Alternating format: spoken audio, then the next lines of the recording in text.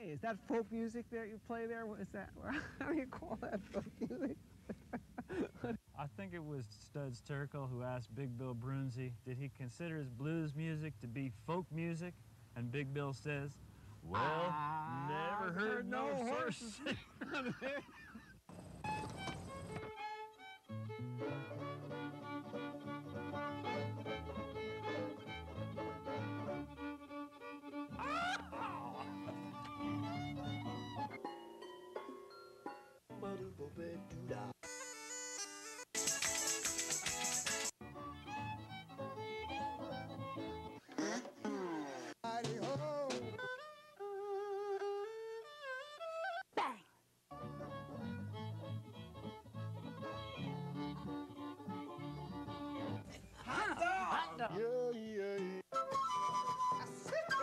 Don't hesitate. It could be your ticket to a new tomorrow. I could always find a reason why a guy was not my style. He was rude or crude or married, or he didn't ever smile. But you are kind and charming and the model of restraint. Just what I was looking for, and that is my complaint. Won't you please do something stupid so I can get over you? If you really cared about me, it's the least that you would do. The perfect man's not in my plans. I got too much to do, so won't you please do something stupid so I can get over you? At the dinner table, you did not show me your scar. You did not say you were in movies and I could be a star. You didn't show up with your toothbrush expecting you could stay. You never asked how old I was or how much I weigh. On the way to take me home, your car did not run out of gas. You did not stop to hawk some loogies off the overpass. Won't you please do something stupid so I can get over you? If you really cared about me, it's the least that you would do. The perfect man's not in my plans. I got too much to do, so won't you please do something stupid so I can get over you? It's always been so easy not to sweep me off my feet. I was happy with my Irish setter and my parakeet. Do you have to be so handsome? Do you have to be so sweet? I was sure I'd set my standards for someone I'd never meet. I never date comedians because they never laugh, or anyone whose love letters are not at least a paragraph, or someone else's boyfriend, or anyone named Steve, or anyone in high school, but you are none of these. Won't you please do something stupid so I can get over you? If you really cared about me, it's the least that you would do. The perfect man's not in my plans. I got too much to do, so won't you please do something stupid so I can get over you?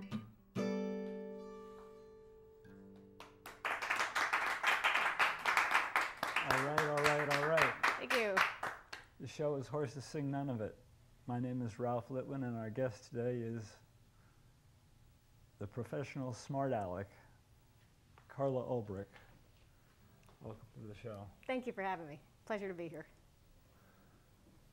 So is that an autobiographical Well, yes, basis? not a recent autobiography, because as you know, I moved up from South Carolina to New Jersey about 7 years ago because I did find the perfect man.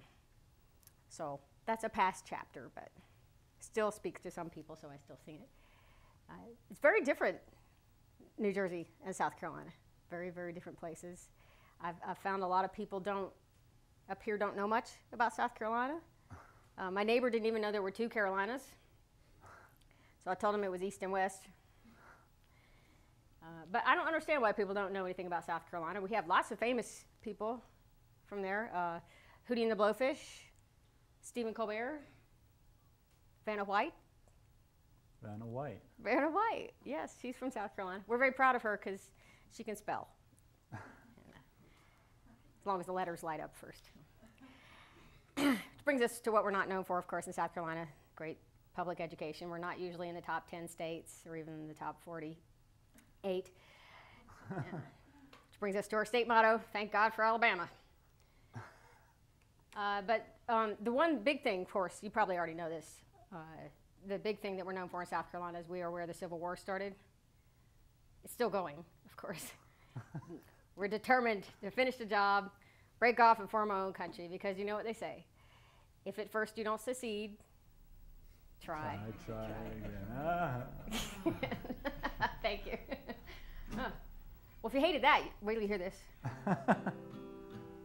In an orchard in California, when 2 oranges were combined, the strainer's needless because they're seedless, and they call them clementines. I warned you. This one's even worse. I went for a bite to eat, a chez petit, down the street. I ordered what I thought was exotic meat, and this is what I learned. Buffalo wings aren't made out of wings, made out of wings, made out of wings. Buffalo wings aren't made out of wings, and they're not made of buffalo. And finally, on the nth day of Xmas, my algebra teacher gave to me a second year in the same course. I'm kind of limited, you know, if I'm going to do some parodies here because it's television. I don't want to do anything that's copywritten by someone else. By me, maybe, you know, but I do write a lot of parodies. I write a lot of my own songs, but I also write a lot of parodies. But I wanted to stick to things that I knew would be acceptable to play on television, and then you wouldn't get people ringing you up and going, hey, you used my song. So those songs, I think Clementine's in the public domain by now, though. I think so. It was in my Mel Bay book when I was like 9, which was at least 7 years ago. So that book hasn't changed much. So would you like to hear my big hit? Sure. Okay. I don't have one. I got something close, though. I got the song that got me my first piece of hate mail. Not the only piece, just the first piece. Also on the topic of romance. I was just wondering, hypothetically, what would you do? Theoretically, if something should happen accidentally, or medically, what if your girlfriend was gone? If she died in a fire from a broken light fixture or happened to swallow a poisonous mixture, would I find my way back into the picture if you were suddenly alone? Would you call me up? Would you write me a letter? Would you tie a message to your Irish setter? Try to get through so we could be together? What if your girlfriend was gone?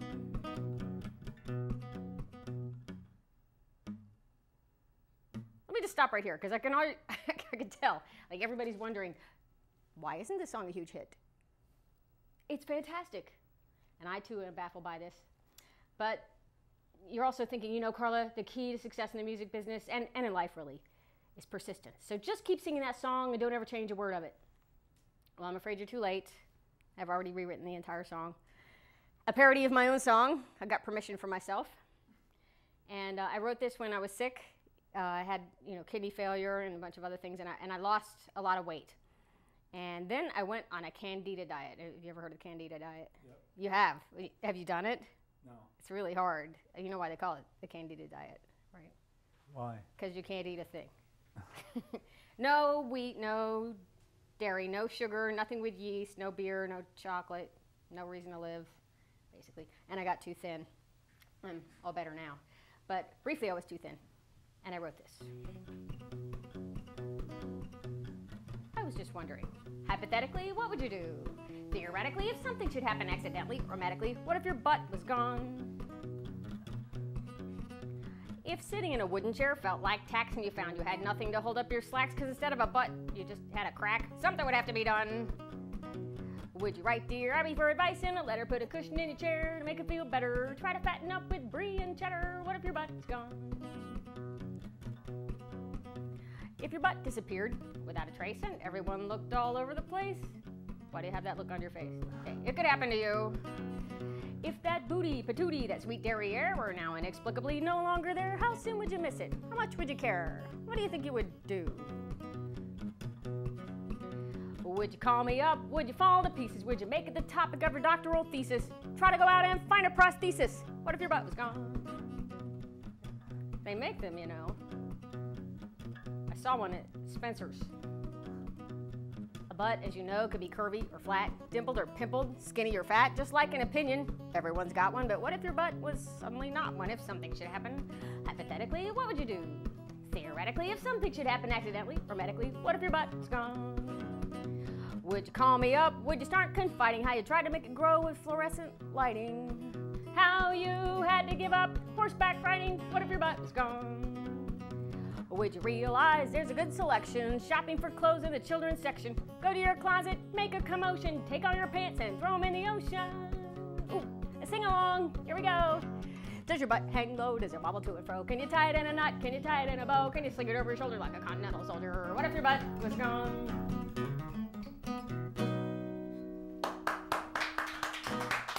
Thank you. Thank you. Thank you so much. Now that was one of your songs that was featured on Dr. Demento's show. It was. Actually, both of those were featured on Dr. Demento. He, about 10 years ago, started playing my music and he does an annual Best of Dr. Demento CD, and he put What If Your Girlfriend Was Gone on that CD, and I was so excited. Yay, Dr. Demento. And then a few years later, he put What If Your Butt Was Gone on the Best of Dr. Demento. And I was really excited until I thought about it, because there's only 2 songs of mine he's ever put on his Best of Dr. Demento CDs. What If Your Girlfriend Was Gone, and a parody of What If Your Girlfriend Was Gone, which actually got me to thinking. I was just wondering, hypothetically, what would you do? Theoretically, if literally, figuratively, even alphabetically, what if you only had one good song? If the song that you wrote got a zillion requests and everyone said it was surely your best and they clapped for that one and then yawned at the rest, what if you only had one good song? Would you hang it up, put your writing on the shelf, learn some songs by somebody else, stoop to writing a parody of yourself? What if you only had one good song? Thank you.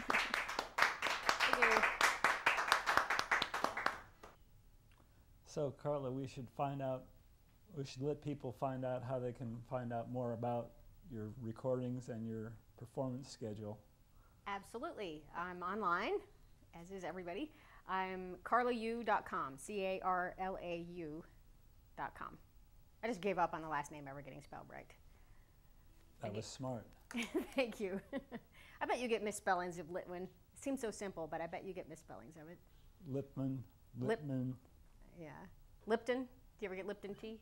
No. No, not yet. Not yet. I'll send you a card. I actually got so frustrated by it. My dad and I, we have the same last name. Kind of spooky, right? And we have competing collections of address labels to see who's got like the worst mangling of our last name. So we get like Vibrick, Ulbrich, Ulbright, Ulbrich, the Irish branch of the family. And I got the best one so far, though. I'm winning. I got a piece of mail for Clara Ulprickle. And I said, that's the winner. That's it. I started the Difficult Last Name Club after that, elected myself president, and wrote myself this theme song. My name is Carla. It is not Darla. It is not Clara, Carol, Claire, Marla, or Starla. My middle initial is a K. It stands for K. But the first name is C-A-R-L-A. Carla Ulbrich, what's in a name? A name is a name is a name is a name is a name. As for the last name, here's the hitch. Looks like it should be pronounced Ulbrich, but we say Ulbrich, though there's no O in sight. If we were German, we would say it right. Carla Ulbrich, a German name. A rose that had my name would smell the same. I was in Borders. That's a bookstore. I have to explain that because we don't have any in South Carolina because we don't read. Where was I? I was in Borders, standing in line. A book of baby names caught my eye. Under Carla, it said C. Charles. I thought it was gonna say C. Carl, cause that's my dad's name and my granddad's. They tried for a boy on the closest one they had. Under Charles, almost uncanny. Charles's definition is manly. Carla Ulbrich, a manly name. A man is only as good as her name. My great-great-grandmother, she was Deutsch. She fell in love with a stable Boych. They had a baby, was a cute one. But the stable boy's last name was Van Pfannekuchen. How do you spell that? For heaven's sake. Translated, it means pancake. Carla pancake that I could see. Pancakes are short and sweet, just like me. I'm singing a song about my name. You must think that I am really vain, but I'm not the first one to have such a song. Bingo had one, he was just a dog. C-A-R-L-A, C-A-R-L-A, C-A-R-L-A, and Carla was her name. Oh.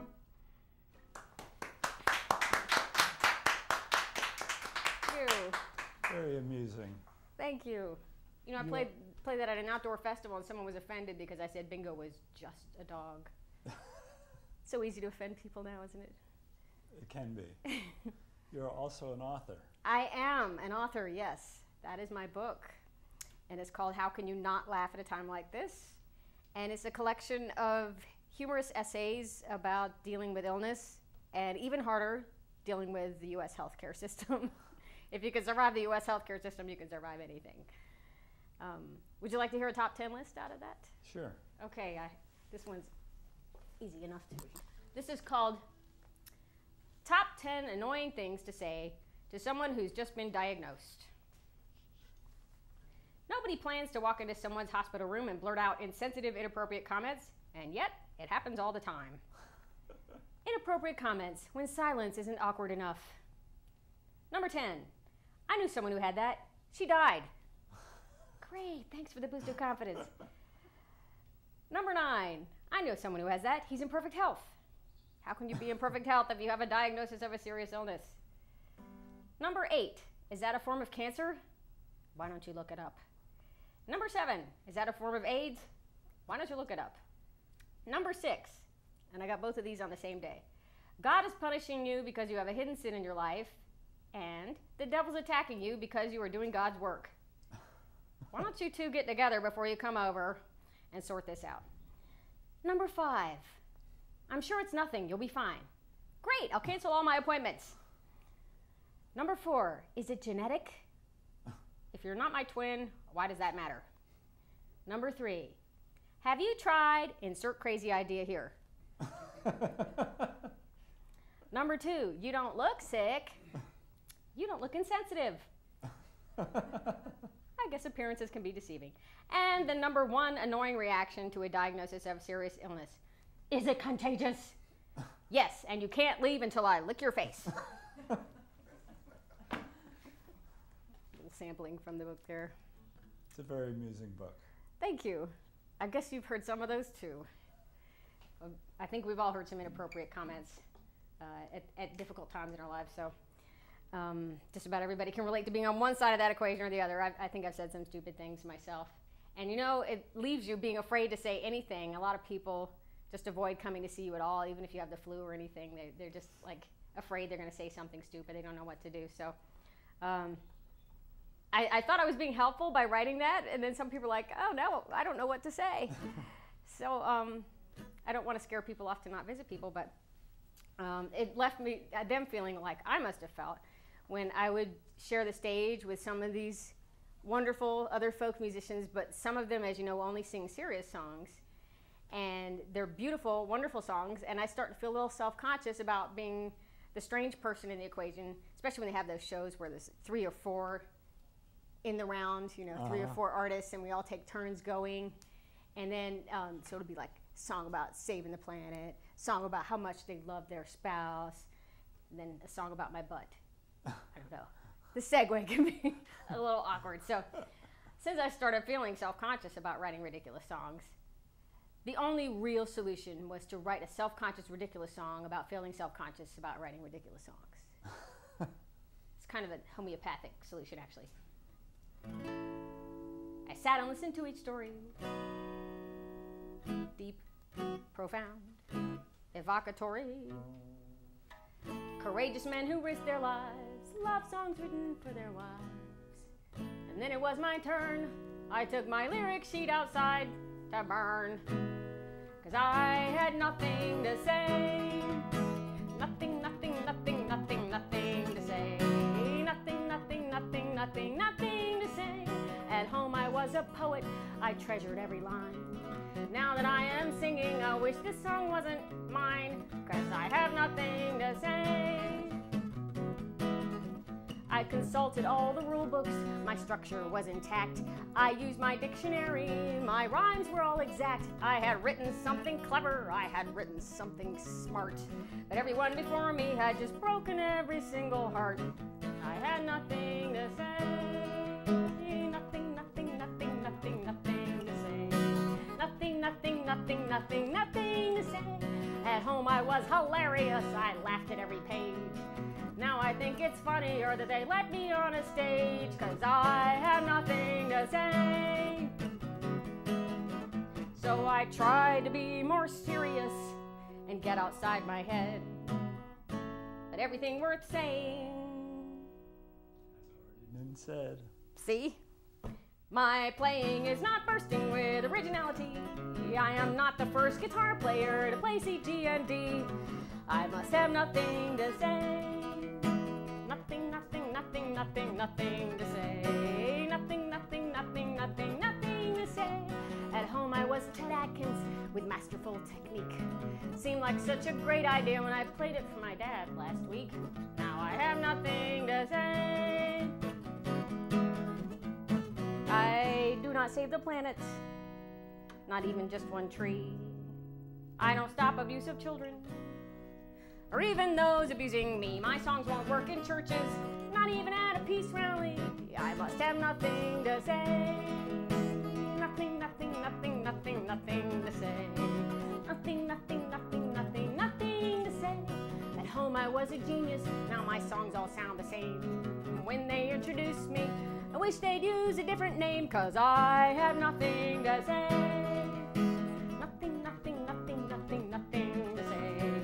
Zero, zippo, nada, zilcho, nothing to say. 3 chords and an easy rhythm, doesn't take much style or wit. I had to go to Nashville, I think I finally have a hit, 'cause I have nothing to say.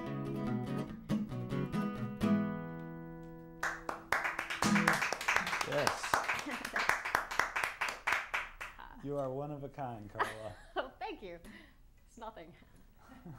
Little stab at Nashville. Well, I think we just have time to take it out. We can plug your website one more time, Carla U at carlau.com, carlau.com. And for more information about your recordings and your tour touring. dates, bio, lyrics. Yes. Okay. So one more song, or are we going to play this one together? Yeah. All right. Great. One of the things I really missed moving up here is the complete lack of Waffle Houses in New Jersey. None. What a bummer. It is a bummer. Where do you go after the gig? There's nowhere to go. So there's like 3 at every exit down south. I think it's the law, actually. You know, I got offered a gig at Waffle House once. Yeah? Yeah. I think it was a gig. They Were they said it gonna was a pay gig. you But in waffles? They're going to pay me in tips and waffles. I turned it down. But I did take the job at the Nudist Festival. Yeah. Definitely a place that helps to imagine the audience in their underwear. But no, I did not take the Waffle House gig, no. And you ever notice, like, doesn't matter how many Waffle Houses they put up, there's always one letter burned out in every sign. I decided that called for a song. This song, in fact.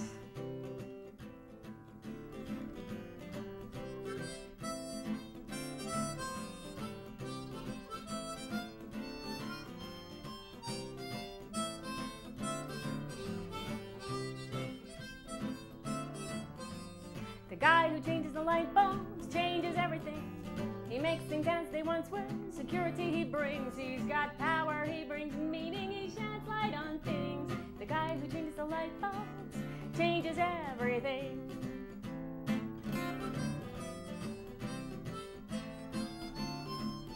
See, Waffle House is Awful House without its W. And why you might agree with that, you'd fix it if it were you. And here's another problem for which there's no excuse. No H, no O. I don't know, what is waffle use?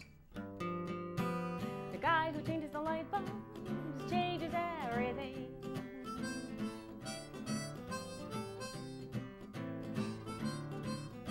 When the guy at the Ramada has a boss who's a tightwad, we're left with Ram, or Ada, sometimes Ahmad, or Da, which is yes in Russia, or perhaps the sun god, Ra. Sometimes they just am. Sometimes mad is all they are. How about some French cuisine, you might ask your spouse, when up ahead you clearly see a sign that says, Le House?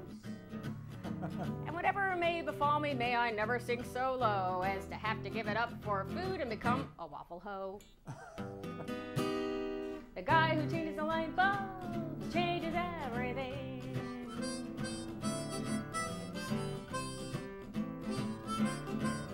Does the guy who every morning delivers your newspaper, the one who cleans the bathroom and refills the toilet paper, the priest who sits and listens to the sins of the confessor, and I just don't know where I'd be without my hairdresser. If you're feeling unimportant, like you might as well go fishing, think back on those highway signs with several letters missing. Because the guy who changes the light bulbs has a most important job. When he's missing how we miss him, things get really odd. He's got power, he brings meaning, he's practically a god. The guy who changes the light bulbs is the most important job.